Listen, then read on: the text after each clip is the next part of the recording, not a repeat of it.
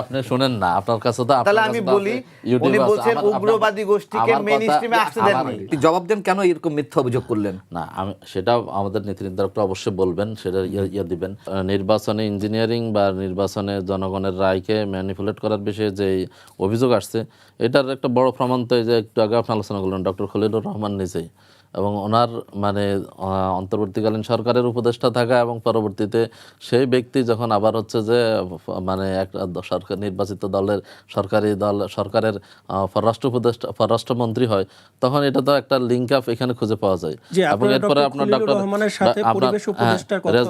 রেজওয়ানা হাসান তিনি তো সুনির্দিষ্টভাবে বলেছেন যে আমরা তাদেরকে আসতে দেই নাই, আমরা তাদেরকে সেখান থেকে বিরত রেখেছি, সফল হয়েছে। মিসলিড করা হয় না। উনি আপনি যদি বারবার শুনেন উনি কথাটা বারবার বলছেন যখন মেইন স্ট্রিমে আসতে দেওয়া হয়নি, তার মানে এই না যে নির্বাচনে উগ্রবাদী, তার মানে আপনাকে স্বীকার করে নিচ্ছেন যে আপনারা উগ্রবাদী গোষ্ঠী। আপনি শুনেন এখানে কথাটা, উনি তো শুধুমাত্র ওইটা বলে ক্ষান্ত দেন নাই।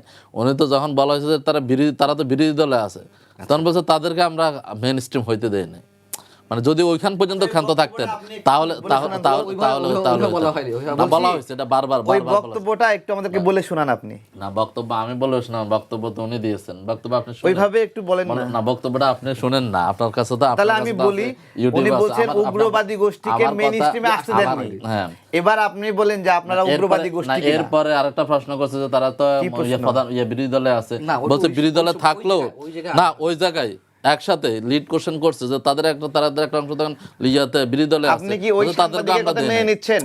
না, আপনি এখন আমি যে কথাটা বলতেছি আপনি আমাকে ওইটাকে আপনি কি নিচ্ছেন আপনি সেটাকে বুঝলাম, ওইটাই আপনি কি করতেছেন কেন, মিসলিড করতেছেন কেন?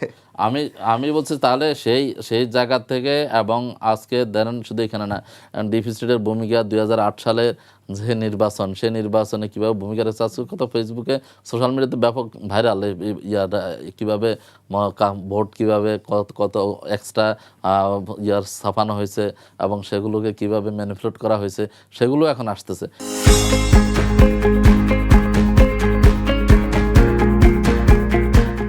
তো নির্বাচনে যে মানে আজকে শুধুমাত্র হয়েছে বিষয়টা এরকম না, এরকম অভিযোগ তো এর আগেও ছিল, কখনো বেশি কখনো কম।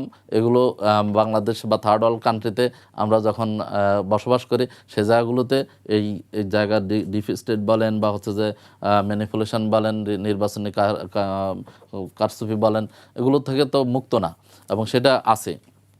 আমরা মনে করি যে আজকে বাংলাদেশের যে বর্তমান যে সরকার আছেন, সরকার এই বিষয়টা যদি খুব অ্যাভয়েড করতে তাহলে ভালো হতো। কারণ হচ্ছে এটা অনেক বুদ্ধিজীবীরাও এই কথা বলছেন যে ডক্টর খলিলুর রহমান এমন কোনো ব্যক্তি না যে তাকে ছাড়া বাংলাদেশের পররাষ্ট্রমন্ত্রী হওয়ার মতো আর কেউ নাই, বা তাকে মানে পররাষ্ট্রমন্ত্রী করতে হবে।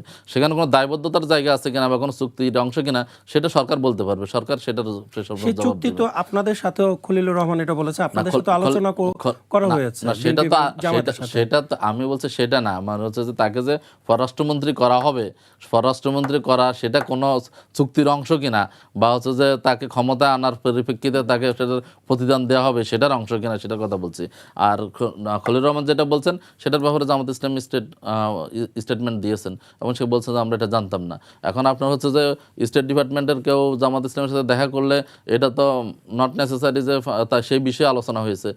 একই দেখ সাক্ষাতে গিয়ে সব বিষয়ে আলোচনা হয়, বা হচ্ছে যে হইতে হবে বা হয়েছে এটার কোনো প্রমাণ তো নাই বা বলতে পারবে না। যেহেতু জামাত ইসলামের পক্ষ থেকে এটা স্টেটমেন্ট দিয়ে এটাকে ক্লিয়ার করা হয়েছে যে না, এটা আমরা জানতাম না এবং আমাদের সাথে আলোচনা হয় নাই, এটা জামাত ইসলামের অবস্থান। আমি নিজেই বলেছি জামাত ইসলামী এটি অপোজ করেছে। শুধু নর্মালি একটা স্টেটমেন্ট দিয়ে অস্বীকার করা, এর চেয়ে যদি এমন গুরুত্বপূর্ণ একটি বিষয়ে যখন কথা বললেন পররাষ্ট্রমন্ত্রী, জামাতকেও আমি ধরে নিলাম যে এটি মিথ্যা অভিযোগ করেছেন, তাহলে কেন পররাষ্ট্রমন্ত্রীর কাছে জবাবদিহিতা চাওয়া হলো না? না, আপনি মানে জামাত ইসলাম তো এটা অস্বীকার করছে, মানে আমরা এটাতে নাই, আমাদের কাছে আলোচনা করা হয় নাই। কেন জবাবদিহিতা চাওয়া হলো না পররাষ্ট্রমন্ত্রীর কাছে যে আপনি জবাব দেন কেন এরকম মিথ্যা অভিযোগ করলেন? না, আমি সেটা আমাদের নীতি নির্ধারকরা অবশ্যই বলবেন, সেটা দিবেন। কিন্তু হচ্ছে যে আপনি তো একটু নিজে বললেন যেহেতু বিএনপিতে ব্যাপারে কোনো মানে আলোচনা হয়েছে বা আলোচনার প্রেক্ষিতে তাদের সম্মতির আলোকে এটা হয়েছে, সেটা ব্যাপারে কোনো কিছু বলেন, সেটা তারা কোনো দেয় নাই, অবস্থান নেয় নাই। জামাত ইসলাম তো এটা জানাইছে যে না, আপনাদের সাথে এটা আলোচনা হয় নাই, আমরা এটা জানেন না, আমাদের সাথে আলোচনা করে এটা করা হয় নাই।